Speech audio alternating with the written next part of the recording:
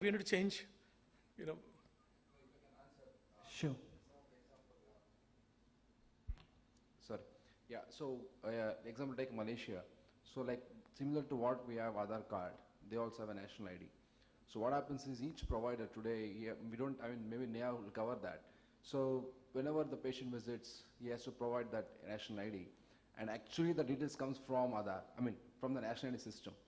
So actually they don't enter the details in the EMRs. So we need, we need to get into that type of automation where the patient visits the hospital, he provides any UHID, and there are adapters which we can actually get into Aadhaar or any other systems, details can come. So wherever the patient goes, so he actually, even though he gets multiple UHID by different EMRs, but actually his centralized EMR would actually be identified with the unique ID which we define. See, actually, so I shown you that one of the screen where if you look at, you don't need to really worry about what IDs the patient has.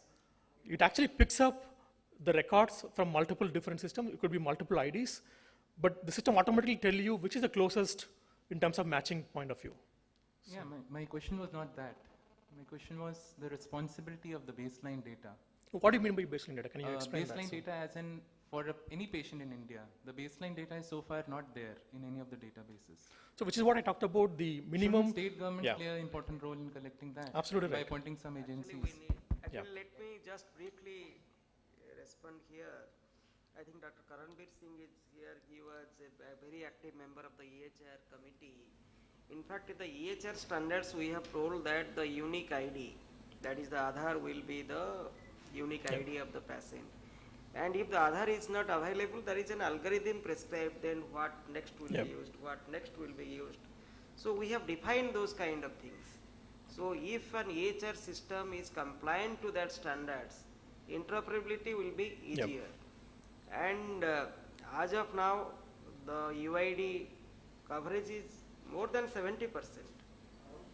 Yeah, 70%. And then you see, sir, that they told about 15 days ago, but they are covering so fast. That's why I told, as on date, it is little more than 70%. So I think we should not create multiple IDs. Multiple IDs are going to create a lot of problems. And Aadhaar, wherever it is available, should be the unique ID of any patient. Whichever system he goes, be it ESIC, be it railways, be it the armed forces, be it the state system, every system. If people go on creating their own patient unique IDs, we are not going to land anywhere. I think that is my apprehension. What will help is also the APIs from the government, where even I go somewhere, right, I can give some of the other card. So you need to have that connectivity between the other system and the HIS, where the details can be fetched automatically and validate, so they don't enter the information duplicates and stuff. Basically, if you want to get the legacy data into the system, such kind of things would be required. But then we have to think of ways in which such transportation can happen without much disruption to the. One of the developments that are happening, like based on the EHR, the definitions of fields, and I think now GS1 being a standards body, we are very closely working with the IIB in giving a unique identity for the hospitals and healthcare. So what we are trying to do is we are developing a.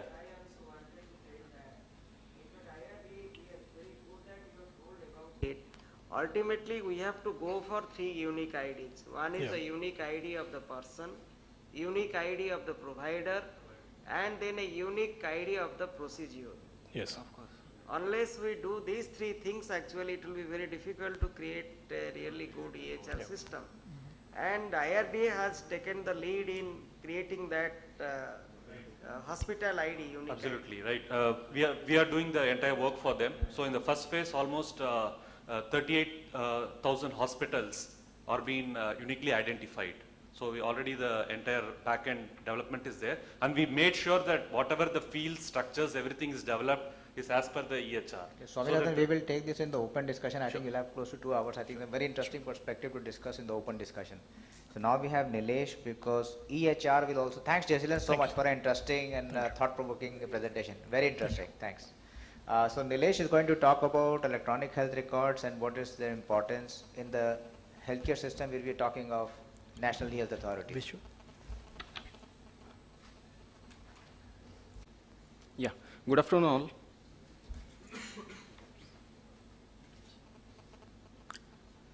So electronic health records and how it can be transformed healthcare in India. So as per, there are many definitions for EHR. The real-time patient health record, which can access to evidence-based decision support tool, is a main in EHR.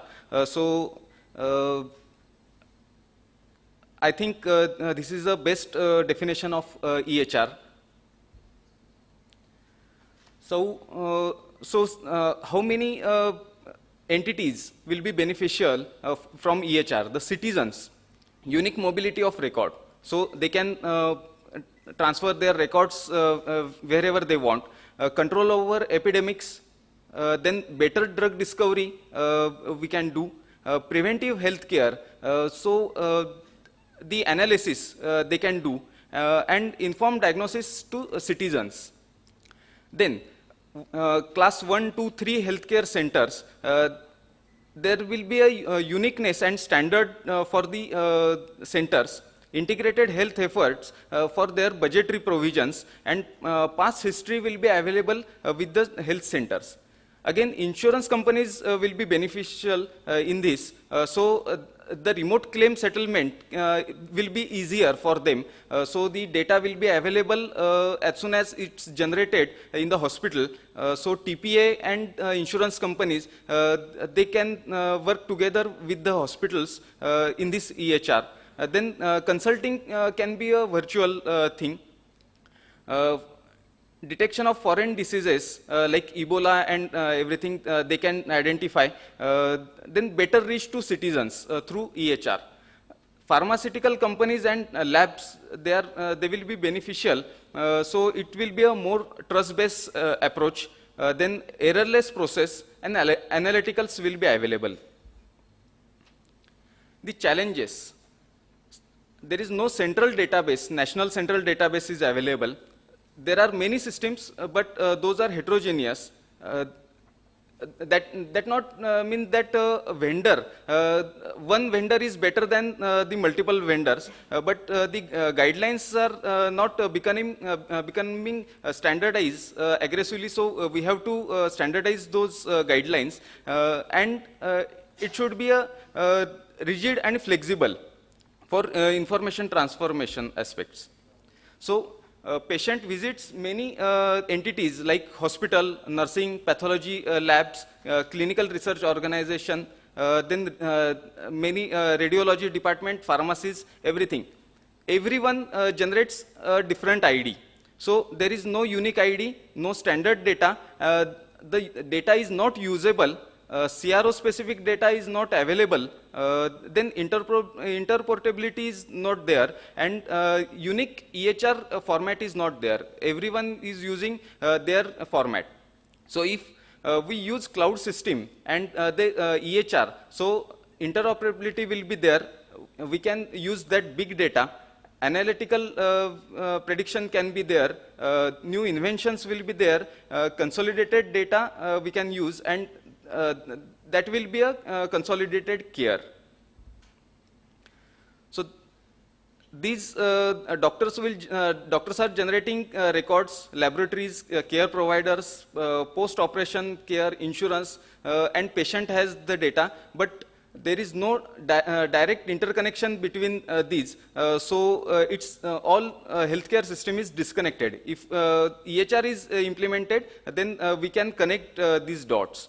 So there are different role and functions for government, insurance, care providers, and patients in this. So government transformers and implementers should talk to each other and prepare a policy, because if government decide a policy, transformer will help